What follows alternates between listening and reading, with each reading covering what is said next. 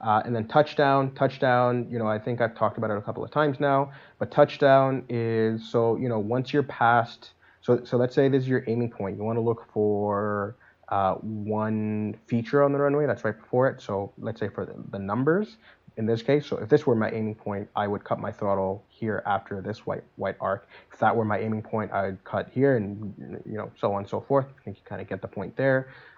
But yeah, so once I'm past the numbers, I would cut off the throttle. Once I cut off the throttle, so I would do something called or you do something called a roundout, where essentially you just pull up just very slightly, just to at least round the plane out, and you were descending at 300 or 400 or whatever, how quickly you were descending. So now you just want to slow down that rate of descent, and so bring it back down to, let's say, 100 or so, or even 0 if you possibly can.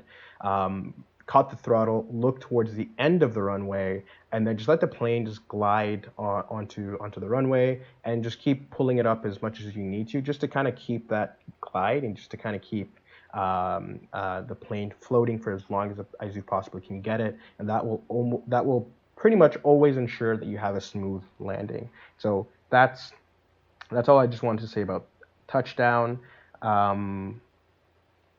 Yeah, and so after you round out, and you're looking at the end of the runway, and the plane starts to come down, what you're doing is a flare. So you're pulling up, you continue pulling the nose up, and it flares. And so if you do it in kind of that sequence where you're say, like, you're descending, and then once you're past the point before your aiming point, you then cut the throttle, and then you round out. So like, your descent rate will go something like that, and then it'll slow down, and then there may be a point where you don't descend at all, but because you've cut the throttle, and because the plane is beginning to slow down due to drag, it'll start to go down ever so slightly. And with you pulling back, you'll have a really smooth landing.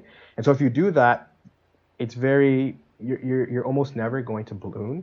However, if you come in for a landing, you don't do that round out portion, which I didn't used to do before, and you just try to flare because you still have so much speed that hasn't been bled off the plane yet, you'll have the tendency for the plane to just start trying to get back up and climb back up and start flying again. So, yeah, I mean, that's that's